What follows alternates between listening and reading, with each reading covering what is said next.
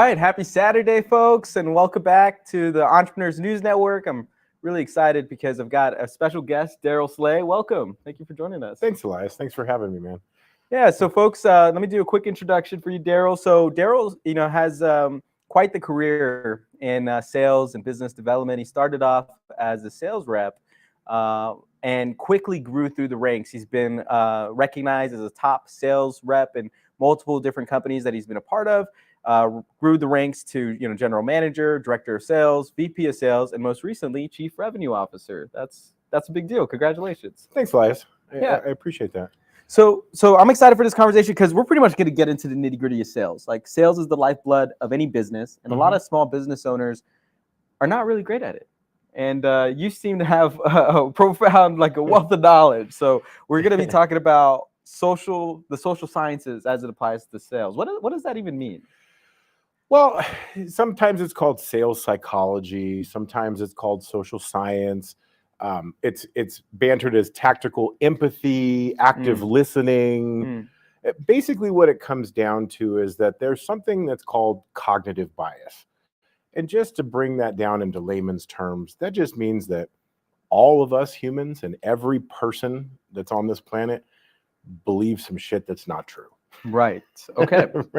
So it depends. There's levels of it. There's all the way to, very irrational. And then there's people that think of themselves as completely rational people, and other people would think of them that way as well.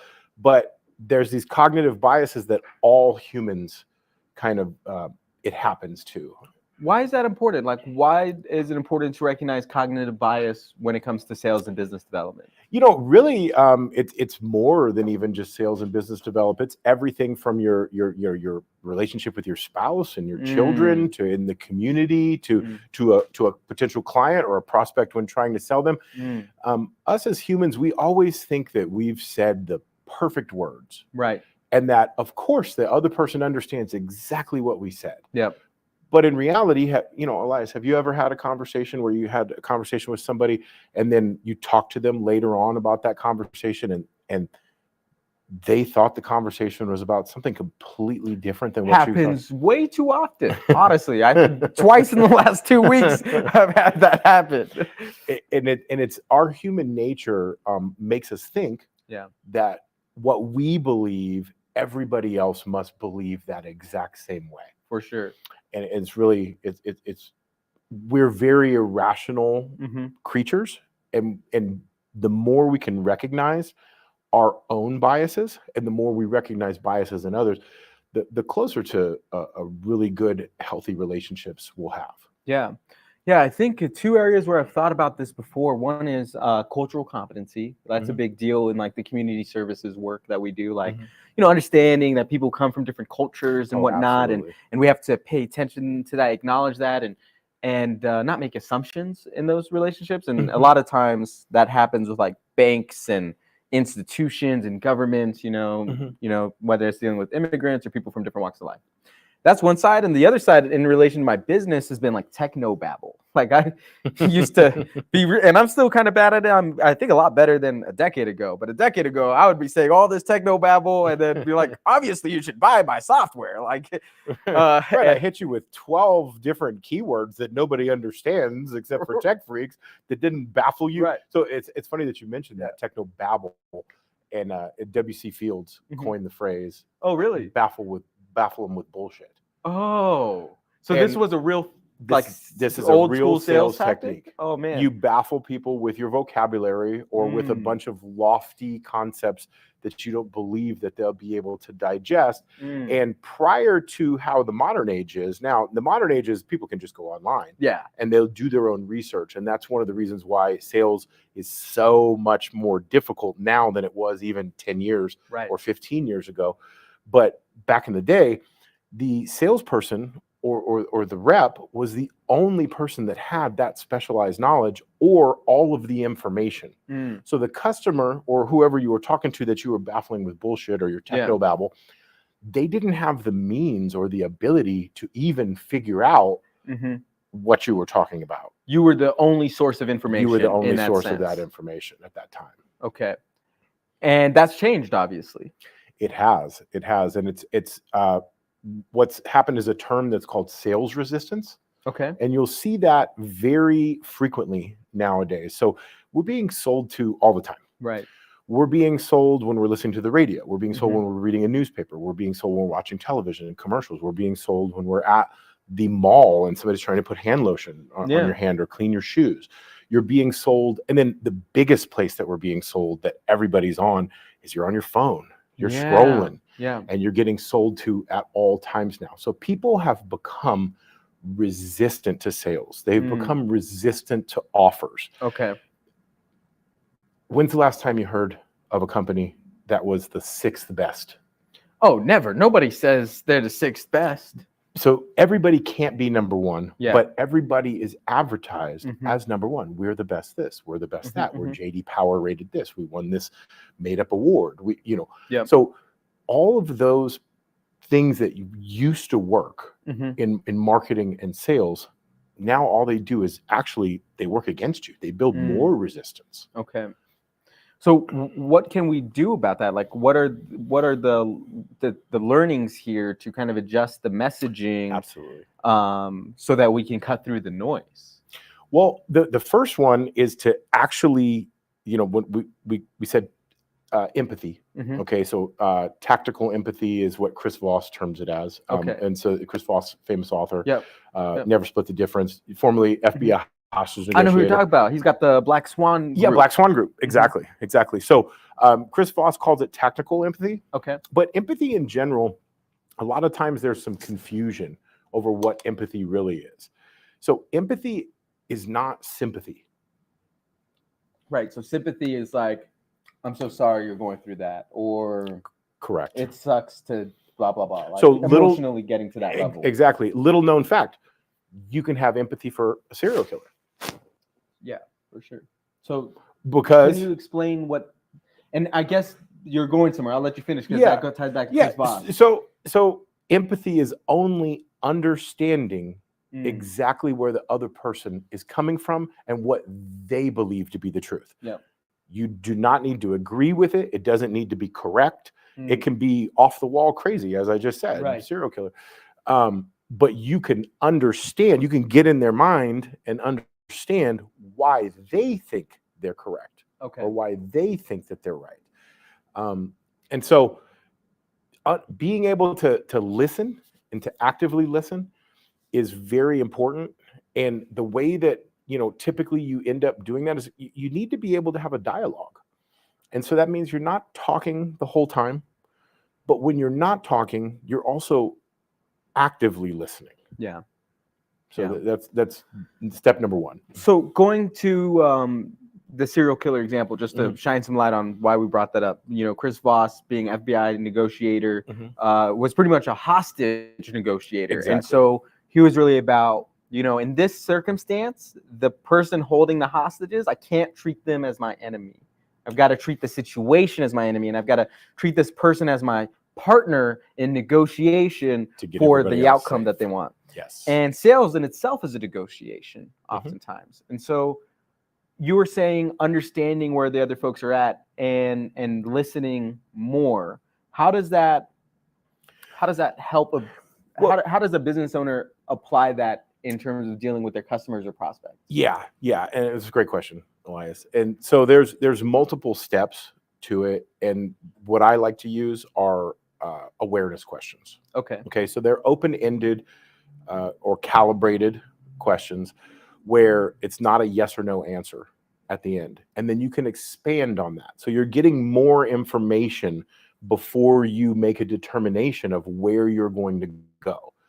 And so then once you have that information, there's typically what's called a reframe. Okay. And what a reframe is where, so you have your cognitive bias or you have your preconceived notion of what you think the benefit of whatever, my concept, my product, my service, whatever it might be. Yeah. Because I might not be selling something. I might be trying to convince you of something. Right. Or politician, professor, whoever. Yeah. Right. Okay. So you have your preconceived notion of what you think I'm saying and what you think the value in what I'm saying is, right? Well, that preconceived notion is oftentimes either erroneous Or even if it's correct, it's only a very small piece of what I'm really trying to say or do or sell. Yeah. Or whatever, right? So the reframe is getting somebody to look at the offering or the concept or the product in a way that they have what's called an aha moment. And that means that the reaction is, oh, I didn't know that before. That's interesting, right? You know, it's often right after the aha moment that I find the sales getting closed. So you said awareness questions, right? And you're using a yes/no framework for that. Like no, they're okay, open-ended. Okay. So open-ended awareness questions. So Jeremy Miner in his NEPQ, neuro-emotional persuasion questioning. So I like to use the persuasion questioning. I've been using it even prior to Jeremy Miner, but he has a great naming convention that I really like. Okay. So he starts off with situational questions, which just point to what your current situation is. What is your current state right now? So the status quo. Yeah. What's the status quo at right now? Then it's problem awareness questions. Mm-hmm. So I'm asking you a question, but your answer to me indicates a problem. Now, I didn't tell you the problem. You told me the problem. Big difference. One of the things that I love to say in sales training is that selling is not telling. Right. Telling is not selling. Yeah. So if I come to you and I go, hey, Elias, your problems are this, and this. You should buy my stuff. Yeah. Or if I go to you and I go, hey, Elias, so what's your understanding of how this works? Right. And now you tell me the problem. Yeah. Which one do you think is more powerful? Me telling you the problem, me having ownership of the ideation, right? Like, and this is something that I think about too from a organizational leadership perspective, or like project management and bringing together a bunch of stakeholders and stuff like that. Like I might have like what I think is the thing that I want to do, but walking into the room of 10, 12 people and saying, this is what we should do, often brings up a bunch of barriers. And so asking the right questions that hopefully lead the whole group to my outcome. And then it's like, oh, that's a great idea, everybody. I just so happened to, here's some logistics on how we can make that happen. It's going to kill the deal if you do it the previous way, right? Totally. It's never going to happen. You're not going to get it closed. So right now, actually, the studies show that even in a multi-stakeholder decision-making process, that the people think that skipping the line of the stakeholders, getting right to the decision maker is the way to do it. But unfortunately, all the research shows that the person that signs on the dotted line, the CEO, whoever it is that makes the decision, their number one criteria is the buy-in from their team. So Matt Dixon, great author, author of The Challenger Sale, The JOLT Effect, The Effortless Experience, among others. He in Challenger, what you just described is where you would call tailor. So there's 4 T's in Challenger. There's teach for differentiation. Okay. There's tailor for resonance, and then there's take control. Okay. Okay. And then there's also tension, but constructive tension. Yeah. So it shouldn't be too easy, because then you can't say any of the hard stuff that you need to say. Yeah. So there should be a small amount of tension in any type of sale, but it's teach, tailor, take control. But the tailor is what you're talking about. So say you have 5 stakeholders, which is actually the average. Okay. On these corporate deals, there's 5, 6 stakeholders on every, these enterprise software deals, things of the nature that you're talking about. Right. And you're pitching what you think is the value proposition, but the procurement guy, that steps all over his toes. Yeah. What you're pitching. Yeah. Right. Or maybe HR doesn't like it, or maybe finance doesn't like it, or maybe the sales manager doesn't want you up in their mix. Whatever. There's all kinds of reasons. So when you're doing those multi-stakeholder convincing, you need to tailor the message to what their hot button is. To each individual on the team in a different way that speaks to them. Correct. That's a great point. I think, and you've probably experienced this too, in consulting relationships or joining an organization. It's really important to, as soon as you join, or even before you join, to go meet all of the people that are going to be affected by you joining or you selling the thing that you're going to sell. Because I've been, probably one bad scenario is enough to not want to do this way again, which is you just, shake hands with the CEO and you feel like, the deal's closed and we're doing it. And then the deal's rolling and the whole team wasn't even communicated. And now you come in and CEO is like, this person, Elias, he's going to solve all of your problems. And then everybody's alarms go up because they're like, I don't know who this is. Am I going to get fired? Is this person going to replace me? All those things. And then they start sabotaging whatever it is that you're trying to execute because you never had that alignment in the first place. Right. And it may be what you're offering is actually counterproductive to their specific fiefdom or whatever it may be. So you have to be very careful of what it's our cognitive bias. Yeah. We believe that the intrinsic motivation of the CEO is the same intrinsic motivation of all the stakeholders. Right. They want the best. They want to make the most margin. They want the biggest profit. They want the ease of use. They may be interested in some total other part of the software that is their hot button.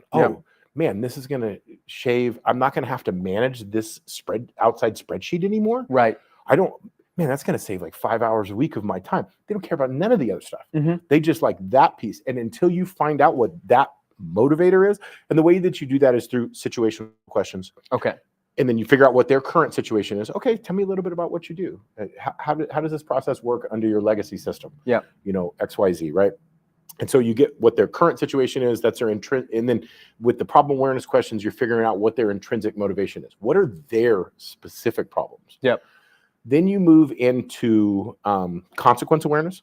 Now, that's consequence awareness on if you don't adopt the solution, that's obvious. Keeping the status quo. Keeping the status quo. And what are the consequences of doing that? Yeah. But also the positive consequences. What happens if you do adopt this solution? What are the positive consequences that come from this?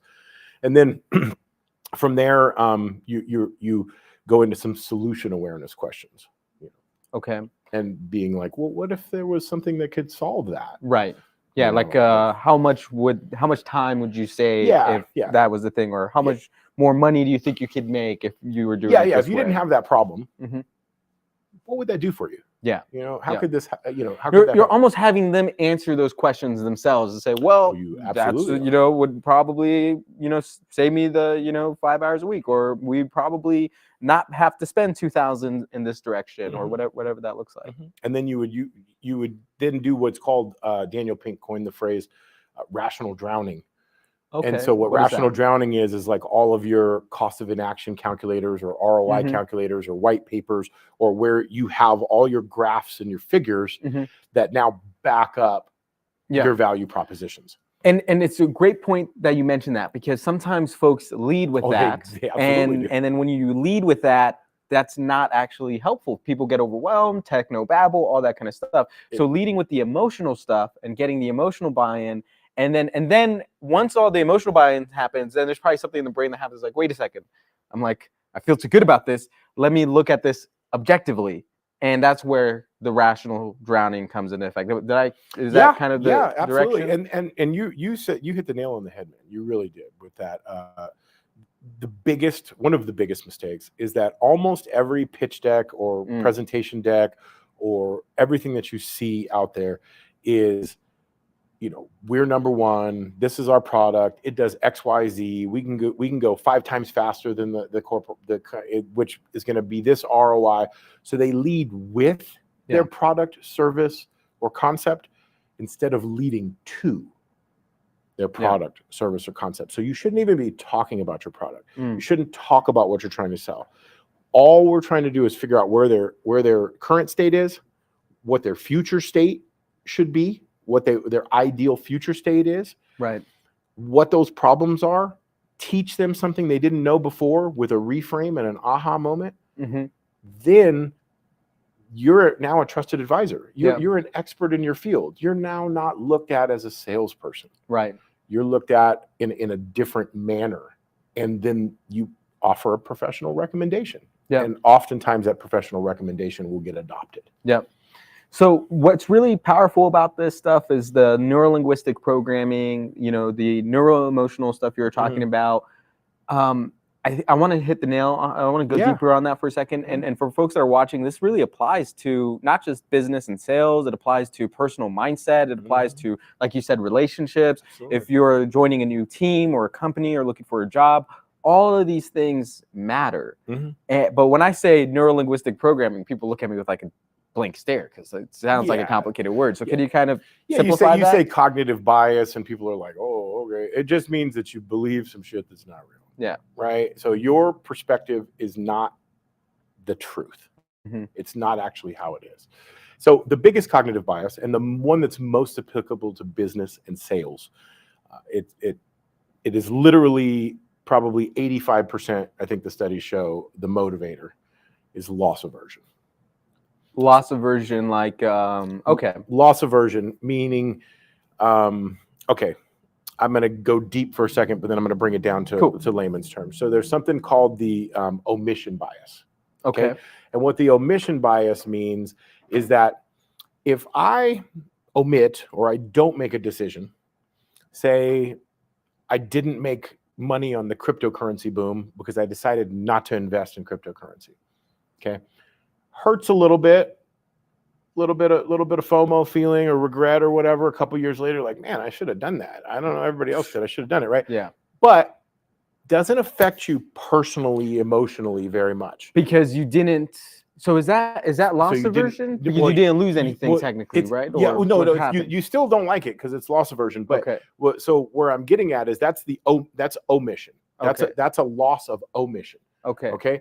What does omission mean? Omission means you chose not to do something. Okay. So now I'm going to explain to you a loss of commission. Okay. So now a loss of commission means you signed on the dotted line and you took the same monetary loss, but it was because of a decision you made yourself. This is what everybody is avoiding like the plague. Because this is what you lose your job over it, you lose your business over it. Your spouse looks at you like you're an idiot, because you made a decision that cost the family money. Your peer group at your job, like you said, you decided to co-sign the software that was going to do all these things, and then it didn't do anything, and you just lost the money. Yeah. There's just even personally, even if no other stakeholders are involved, when you sign on the dotted line and it costs you 10 grand versus you choosing not to do something and finding out a year later, like, oh, maybe I could have made 10 grand. Way 5 times more powerful if you signed on the dotted line. So there's this, interesting study done by Matt Dixon. It's in the JOLT effect is the book. Okay. So, and the only reason that this was able to happen was because of COVID. So what happened was in COVID, as we know, right, everybody started doing Zoom, Teams, right, Google Meet. So all of these sales conversations were now in a digital format that could be dissected and recorded and looked at in depth. Right. So they ran it through Tether, which is an advanced AI that machine learning that looks for, and they gave it keywords and phrases and really broke it down over this. It was the largest sales study that's ever been completed. Nice. 2 million sales calls. Wow. That ran through this AI. And in the study, they determined something that's crazy. We used to think in sales that if you didn't get the sale, then you must not have overcome the customer's status quo. Okay. So you didn't point out enough of the benefit that it made it more attractive than doing nothing. So the status quo, for everybody that we're using all these terminologies, but status quo just means you're not doing anything. Just you're keeping it the same. Staying the same. Yeah. Status quo, I'm staying the same. Yeah. And so it used to be if you didn't buy whatever I was selling, it was because you didn't believe me, you didn't believe it was better than the status quo, or you didn't see it. You didn't see that it was better than the status quo. And we were taught for decades that was the only reason. That's the only thing that could be happening. If you didn't get the sale, then they didn't believe you, or you didn't overcome the status quo. Well, this sales study points out that that's actually only 45% of the time in missed sales. The other 55% of the time, you do overcome the status quo. They do believe your product or service or concept is better than doing nothing at all, but they're lost in customer indecision because they're afraid of signing on the dotted line with a commission error. So it's called the omission bias, and it's part of loss aversion. So they're afraid that by signing, they're going to lose. It's not going to work how they think it's going to work, and they get an indecision because they do believe it's better than the status quo, but they feel like they don't have enough information. And then now in the digital age, there's never enough research that can be done. So they just get lost in indecision forever at that point. And so you've probably had this where it looked great. Everybody said, yes, it's going to happen. But then you follow up. Okay, we ready to sign? No. We ready to sign? No. And then later on you get a, hey, we decided to go in a different direction. Right. Or something like that. And it's loss aversion. It's called an omission bias. Okay. And it's customer indecision. So how do you aim to overcome that? Well, Matt Dixon's book is a very good, recipe for that. It's called JOLT. Okay, so it's judge the indecision. So first of all, you're judging, did you overcome the status quo or not? If you did, and you're still not, then they're probably in indecision. So now if they're in indecision, the O is what I spoke about earlier. It's offer a professional recommendation. Okay. Now, very underutilized sales skill. Just doing this will increase your win rates significantly. And what offer professional recommendation is Elias, I know that there's a lot of options. If it was me, I'd do that one. Yeah. Simple as that. Yeah. Okay. I now offered you what I told you. Most people, we're taught to defer to them. Okay, well, what is it that you think you need the most? And let's do another needs analysis and figure all this out for you. Guess what? They don't know what they need and they don't know what they want. Yeah. Most of the time. They're looking most of the time for somebody to show them what they should do. Yeah. So just offering that professional recommendation will increase your win rates dramatically. But so it's J-O, the offer professional recommendation, and then L is limit the exploration or the fact finding or the studying or whatever they need to do to get this to make a buying decision.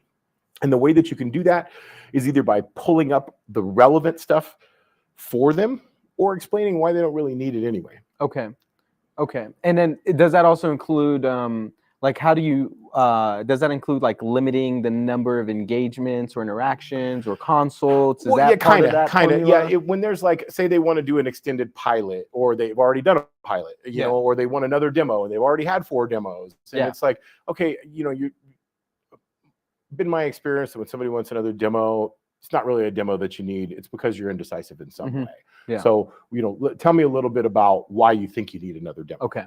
What's the problem? What's holding this up? And then you address those specific things and you go back through the the challenger model or whatever model you're utilizing. And then the T in JOLT is take away risk. Okay. So oftentimes you can, some people are money back guarantee. Sometimes there's like we said, a pilot program or a lot of times taking away the risk is by selling something much smaller than you originally intended and then expanding later. Gotcha. Did you get them into the door? Get them into the door. That's customer acquisition. It's a win ultimately for the business. This is great. I mean, I talk a lot about the marketing sales funnel, like AIDA, awareness, interest, decision, action. But it sounds like we can double click into each of those. And for example, decision, you now have additional frameworks that we could be teaching and then, awareness, interest, decision, action. So maybe interest would be applying the situational awareness questioning. And problem awareness. Yep. And then decision would be probably applying JOLT to that piece as well. That's awesome. Thank you for sharing that. Yeah. What advice do you have for folks? Darrell, you probably see this in a lot of folks, right? Of struggling to make sales, right? And so, a joke sometimes you can lead a horse to water, you can't force a horse to drink it. And we work with a lot of people who want to start a business, and starting a business can be tough if you don't have all the skills and all that kind of jazz. And I work with a lot of businesses, through TechStart, where I help them launch, right? I'll get your digital marketing in order, help you think through your offer and then launch. And what I'm starting to find is a percentage of these folks struggle to get into the mindset of, okay, now I'm equipped, I'm empowered with the site, the CRM, the marketing is happening, I have leads coming in, and then they're not driving sales because they're not asking for the sale. Mhm. So what advice do you have for folks to kind of overcome that and, actually make sales in their business, especially the folks who, again, solopreneur or entrepreneur or founder who probably doesn't have the budget right now to hire a salesperson, Mhm. probably, hiring a sales commission person won't work if you haven't done the sales yourself, if you don't want to flesh out process out, that's my bias. But why don't you tell us, from your perspective, what advice you have? Well, the first one is they should read. And so course. some good books to Yeah. read, like I was talking about Matt Dixon, Chris Voss, Jeremy Miner, Daniel Pink, Mike Weinberg, Keenan, Gap Selling. Nice. These are some really solid. Jeb Blount, Fanatical Prospecting, and they follow you. Like the reading is going to be, and educating yourself is going to be the number one. Take a course. Yep. Take a sales training course. But if you can't read and you let's say, right, and you just don't have time, you can't do the course, just like the quick cliff notes is to be yourself and have a dialogue with the customer. Have a dialogue like as if you're just chopping it up with one of your friends. Yeah. And don't assume that your value proposition is understood. That's the biggest one. Okay. So people come in going, this makes perfect sense. Like, that's why I got into this business. That's why I'm open this store. That's why I'm doing this, because of course you need this product. Of course you want this. Yeah. Like, people are just going to understand it. They don't understand the nuance. Yeah. I promise you. Yeah. Even if they say that they understand it, they probably don't fully understand it, because that's how cognitive bias works. If I ask you, hey, Elias, did you get that? Oh yeah, understood it completely. Okay, well, what do you think about this? Oh, or they give you a wrong answer. It's just how it works. Yeah. So we assume industry knowledge, we assume vocabulary knowledge, we assume, like you were talking about earlier, cultural knowledge. We assume that things are common knowledge to me, that you must know them. Yeah. So you should explain things in 3 different ways. And I heard it just recently that anytime you're giving a talk or anytime that you're doing a sale or anything like that, you should tell them what you're going to tell them, and then tell them what you told them. I love that. Yeah, that's a great point. I'm working to, make my stuff easy to understand for the masses, right? And so simplifying even definitions. So like back in the day, I would not even think to explain to somebody what digital marketing is, or what is a CRM, or what is AI. I would just assume like, oh, everybody knows what a website is. But taking it from the very basics and like explaining the fundamentals goes a long way. Absolutely. And the way that, and so back to even that, like explaining the fundamentals, even that can get you into kind of a trick bag, because now you're telling them what you think you want them to know. So what you would say is, Elias, tell me what's your understanding of how this benefits you. Gotcha. That's so a great point. How does this work? And then they tell you what their preconceived notion or their cognitive bias is. And then that's what helps you determine what your reframe is going to be. Okay. So whatever they missed out, and most of the time they miss the biggest value proposition that you're offering. They have the surface level. Oh, well, the website, it gets me online and people can find me, or something like that. And you're like, oh, well, yeah, you're missing like the meat and potatoes of what this will really do if we operate this properly. Yeah, for sure. So I lost my train of thought. I thought it was going to be a great reaction to that, and it slipped me for a moment. Yeah, I mean, we definitely want to invite folks, if you have questions and you're tuned in, drop them in the comments. Let me get rid of this QR code. That shouldn't be in there. Bam. Cool. Books is a big deal. We had Dan Henry here the other day, and he shared a story where, he was working some kind of job back in the day. And I guess the company he worked for had like hundreds of employees, owned by a billionaire. And the billionaire every week would like buy lunch for everybody, and then come and hang out with the different teams to interact with people, right? And Dan asked him, "Hey man, how do I get rich?" And the guy said, "Well, what are you reading?" and are you reading anything? Like, how many books? The question was, how many books a week are you reading? And Dan said none. And he was like, okay, well, you're wasting my time. Don't even ask me that question if you are not actively pursuing knowledge. And so, that's why I'm really grateful that we have this space, because a lot of times, like, you have to have a certain level of readiness before you get to work with an investor or with the government or with some organization that will help you build your business. But what we've kind of created here is, this is a place to learn, no matter, what level you might be coming in from. And that's awesome. Why we have these books. It's not that many. Hopefully the whole wall will be covered in a year's time or I'll bring something. a few in. All right. Thank you, Darrell. Yeah. When did you recognize that reading was important for success? I heard a long time ago that leaders are readers, a little catchphrase. Yeah. And I always thought that they were very special individuals, like exceptional. I remember some CEOs back in like 2005 telling me that they read like 100 books a year. And I was just like, wow, how do you do that? How do you find the time to do that? And the modern era has really resonated with me. I do like to physically read a book from time to time, but let me tell you what I do that is like my hack, my personal hack. I use Audible. Yep. And I do it when I'm in the car. I do it while I'm working out. I do it just downtime, like in the morning when morning coffee, everything, I'm out getting my grounding and getting my breath work in, or my sauna or cold plunge or whatever I'm doing, right? I'm a nut, right? I'm one of those guys. Right? Like just recently, like the last 6 months, I've became even more of a nut, and I like added more fully optimized, trying to be fully optimized. But I'm listening.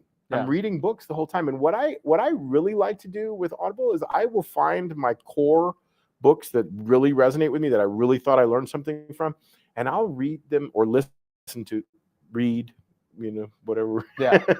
That's a great point. Reading doesn't have to just be from the books. It doesn't have to be reading. I had this chance to talk to the head of global marketing for TikTok like 2 years ago, Danny Tran, and he was talking about how to leverage TikTok and social media as sources of knowledge.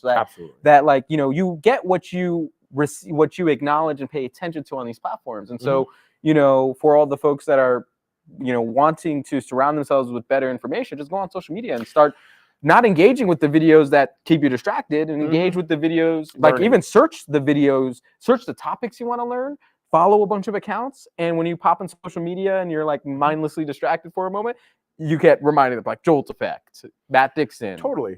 This interview, podcasts. Yep. Podcasts are great, like what we're doing right now. But there's like all the bio optimization. That's why I'm a nut now. Like Huberman and Brecca and all these guys, I'm following them. The like you said, the sales training, it's all there. So between Audible, YouTube, podcasts, social media, but like you said, like because social media curates to what you're engaging with, and what you're looking at, and what you're following. So if you get away from some of the garbage on social media and start following some of the good stuff, you're entertained. But then a lot of the times it's dual purpose. It's just as entertaining to be entertained with education. Yeah, edutainment. Edutainment. Yeah, that's a great. I did this recently, and I recognize that it's got to be a regular practice, which is a social media detox in a way. And what I mean by that, that probably means different things to different people. What it means to me is, I build my business on social media, build my brand on there, so I'm not really going to take a break from social media right now. Right. So, but what I mean by social media detox is pay attention to who am I following, like what kind of content is popping up.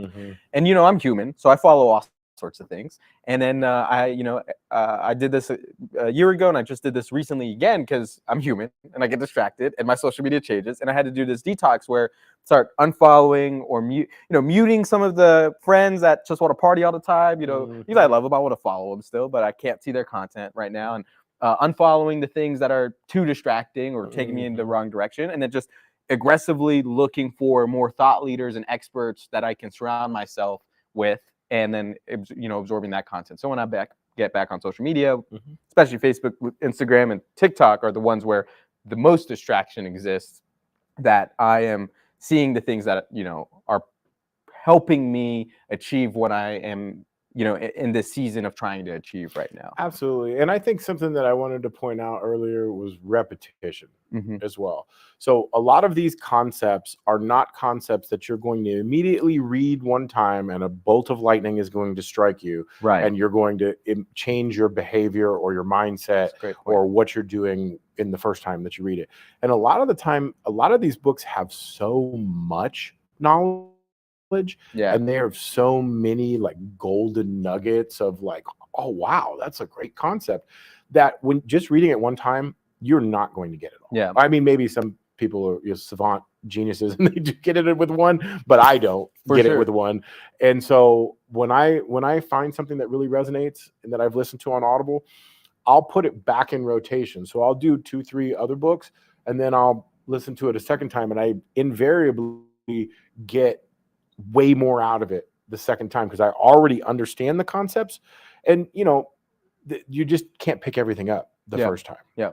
So I think that the repetition, and then like you said with the social media, so if you're reading the books and then you have the podcast and then they're in your news feed and those concepts are coming up, and a lot of times in the social media, because they do need to be entertaining, the concept has like a real world like connotation to it, or some humor or something to it, and that really helps drive it in and resonate. Something that could be dry in the book, and then you see it in social, and you're like, oh no, that's just like what I read that Aristotle said, or Marcus Aurelius said that in this book that I read. You start our brains are like computers, like neural networks, and being able to create connections between topics and learning sources really is what it takes to reinforce all of that, so it almost becomes a part of your operating system. Absolutely. And you'll see that a lot with all these books that I've just mentioned. And then also I'm big on Napoleon Hill as well. I read all Napoleon Hill stuff.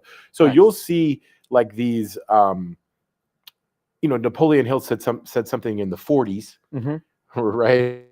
and then like somebody else said it in one of their old school books in the 90s, and then somebody just modern day just said the exact same concept, and like you're able to like track it back. That's great. That's so great. It starts to really make some sense. And then there's, with a lot of the modern selling stuff, like the Jeremy Minor and the Keenan and the Matt Dixon and Mike Weinberger, Daniel Pink, they overlap in a lot of areas.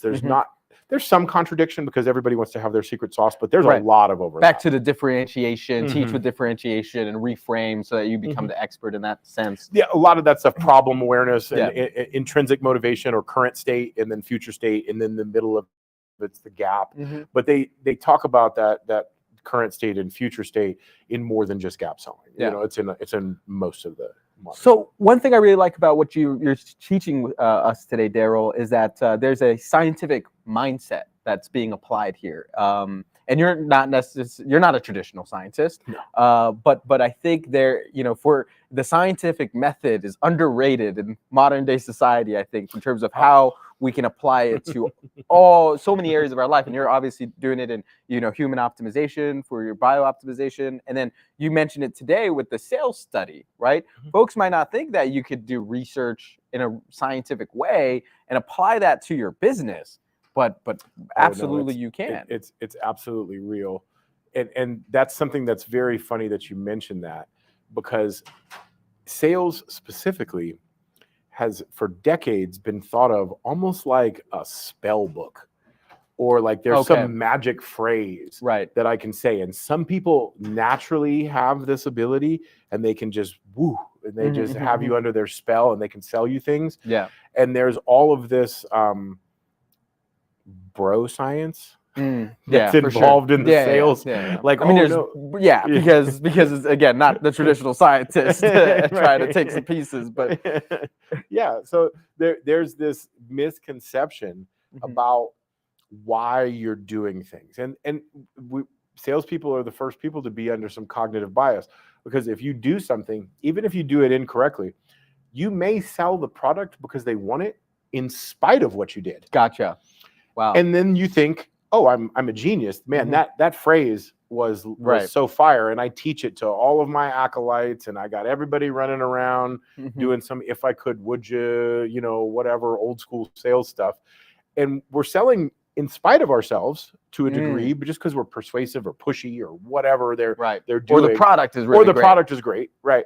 And it's like a self-fulfilling prophecy. We believe that it works because it is working a number of times, but then we ignore the times that it doesn't work. So we'll say that and it'll also not work a bunch, but the times that it did work will outweigh the times that it didn't. So having real data, real studies, real things to go by and know the social science and the actual data, I think is very important. Yeah, that's a great point. I mean, you just mentioned it just a minute ago with the sales study. I mean, the entire industry thought that 100% of reason why sales didn't close was because of the status quo. But with the power of the AI, 2 million sales points, we're able to determine that that's actually not true. It's less than half. Even. Right. Yeah. Wow. And so are you aware of any new studies that's coming out or anything that you're interested in looking at? You know, Matt Dixon and his team continue to come out with cool stuff, and they just did one. It was for rainmakers. It was mostly for law practices. Okay. And they used that same data. Yeah. But used it specifically with lawyers and you know, they call them rainmakers. It's the people that can, you know, sell those type of services. So it's basically selling a service instead of like a traditional product, and mostly it's in the law profession. Okay. And so it was in the Harvard Business Review where he published it. But I imagine that there is going to be many, many, many more of these studies, and as AI gets better at interpreting the nuance, because they had it took years to condition Tether to do this, that he writes in the book, because how many ways are there for somebody to say yes? Thousands of ways, right? And how many ways could they be saying something, but it's actually negative, but it doesn't sound negative if you just look at it on text? Because you got to read between the lines sometimes. You have to know English euphemisms. You have to know normal speech patterns. You need to be able to recognize tone of voice. Ultimately, we're going to be able to recognize tonality, voice inflection, cadence, body language. Wow. There'll be all of these other factors, and then the AI will get better. There'll be more data. There'll be tens of millions of sales calls that are recorded on Zoom and Teams and whatnot, and there's going to be more social sciences. As a matter of fact, there's a little pet project of mine. I'm not going to release too much of it because I might want to do it, but I think that the role of cognitive bias and AI, I think that the two play really well in, and I think that there's some tools that maybe you and I could come up with. Yeah, that sounds interesting, and I'm glad you brought up AI, because that's been a big thing in my space. I know. I'm just jamming on that stuff all the time. Can you kind of share with the world, like, you know, AI has made such a disruption in our work over the past 2 years. Can you talk about how you've leveraged it? Because there's a lot of people who are still sleeping on the power of AI. Oh man, well, my phone's over there, but I have the little free shout out to Plod, right? I have the little Plod AI voice recorder that then transcribes. So if I turn it on, it'll transcribe our whole conversation here today, just like the normal Zoom AI or whatever we'll do. But then it'll summarize it all for you and interpret it. And now I can take that and I can throw that into ChatGPT-4. And I can have it expound. I'll give it a couple prompts and I can have it expound, and it'll literally, like from this podcast, I could create a 10-page training course. For sure. Probably. Yeah. Just off that. So double duty. Imagine how long that would have took weeks prior to AI. Months if you overthought about it. Yeah. It would have took months. And then you have the writer's block. You're just sitting there like, okay, what do I say again? So it's so much easier to have AI do it all. It's off your framework. So I'm giving it 1,000 words. It's turning it into the stuff that it comes up with is amazing. Yeah, because it knows the books that I'm referencing. Right. So when I say the book and the content, it knows what I'm talking about. So the tone or the language that it uses is similar to how the book was written in that author's direction. And so it's invaluable. And it's just going to continue to get better. For sure. Yeah. I tell this to everybody who comes in to take a ChatGPT class or an AI class, because some people are like, they'll play with ChatGPT and then they'll say, oh, well, I didn't like what it gave me. I don't really think this is going to work for me. And you just said it right there. The 1 hour podcast, the 1,000 words, you're putting that in there. And if you give ChatGPT basic prompts, you're going to get basic results. That kind of is a basic principle of life. If you put in minimal effort, you'll get minimal results. And unfortunately, technology lets people become lazier, right? For some reason, 99% of folks, when the new technology comes out, they'll just adopt it and path of least resistance. Yep. Versus, in this example of the 10-day, putting together the training program, like you can use ChatGPT to put together a training program, and you could do it in probably 5 minutes with ChatGPT. But the result that you're going to have is going to probably be terrible. Or you could it'd be very boilerplate. Right? I've had it do that. You just type it, hey, ChatGPT, write me a solar sales script. Right. It does a fair, honestly, it's better than not having it. 20 years ago, that would have been exactly like corporate released material that would have took a sales enablement team 3 months to build, and it would have cost $100,000. ChatGPT can do it off 1 sentence prompt now, 20 years later. But to us now, it's boilerplate. It's the same thing that we could have pulled off of HubSpot online or whatever, right? But if we're putting in all of this specialized knowledge, and then I'm prompting it to frame it how I want it framed, and I like the combination. I like the overlap. Like we've talked about, all these different authors, all these different concepts that overlap. I can then utilize that with ChatGPT to make some pretty original content. I love that, and I hope folks aren't sleeping on it, because it's a huge opportunity for sure. I want to take a moment to talk about legacy, Darrell. Legacy is something that's been on my mind in terms of thinking about, what's the point of all of this? What's the point of all the work that we get to do? Have you been thinking about your legacy, and what does that mean to you? Absolutely. Well, I have 3 children. So my legacy is my 8-year-old, my 10-year-old, and my 12-year-old. Awesome. But yeah, absolutely, man. Well, and now I actually, little known fact, I have 30 pet hummingbirds.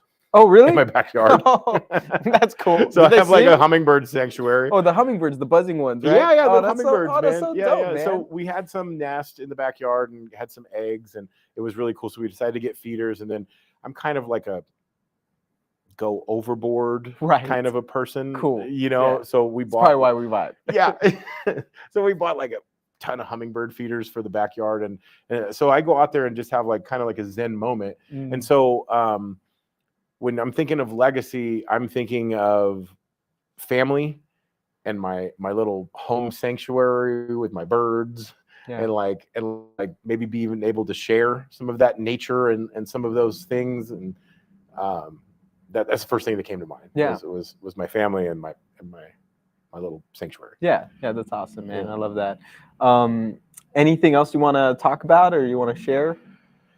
No, man, we covered so much today, and it's always a pleasure. I guess I'd ask you a couple questions. Sure. Man. So this is my first.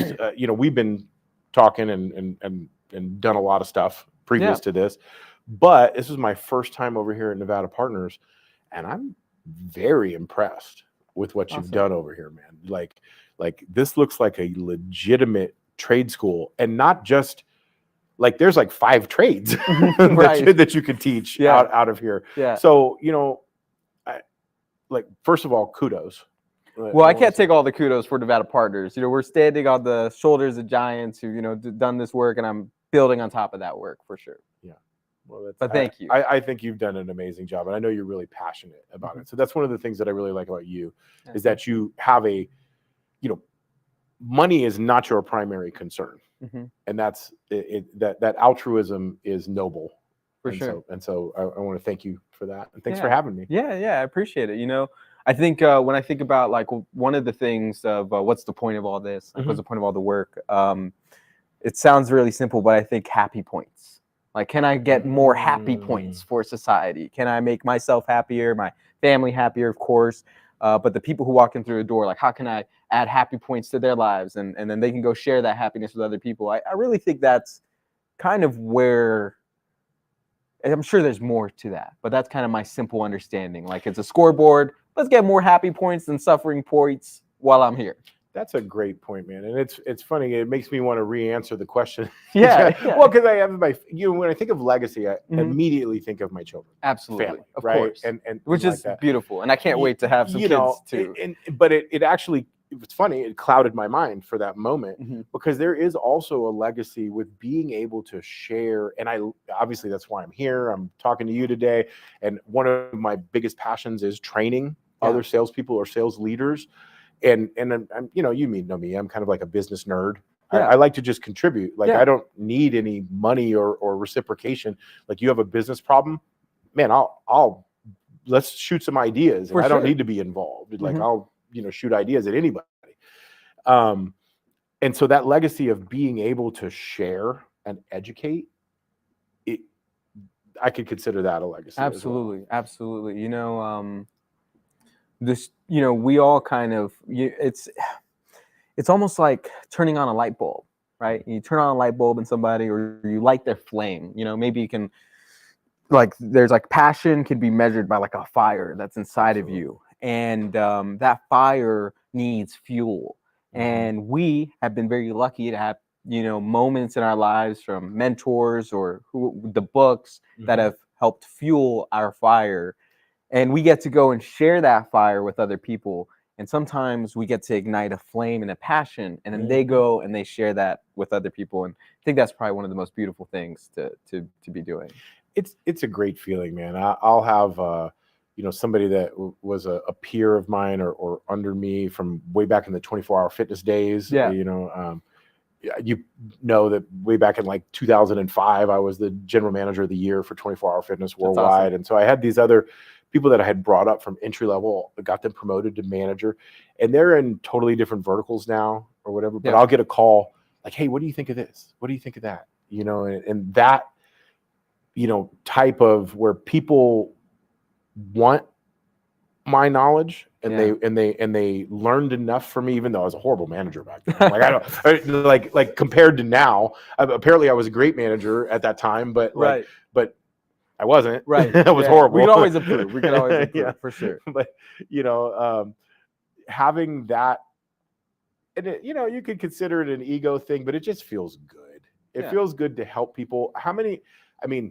I've seen at least 10, 12 people that I took from a entry level position, and now they're in management or sales leaders, and they're able to feed their family. Now, would they have done that anyway because they have that drive in them?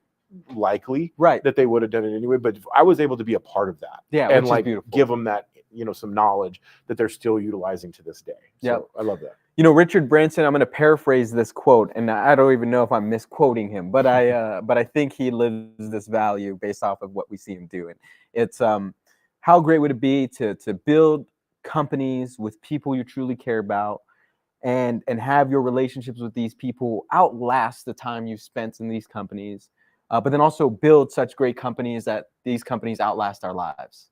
And that's kind of been one of my guiding stars too. It's like, let me just build the people I care about. We could be friends, and hopefully friends for 40, 50 years. Obviously, this project's what we're working on right now. We might not be working on it 2 or 5 years from now, but hopefully what we did here continues on and makes an impact, so we get to see that. And hopefully our relationship was genuine so that we,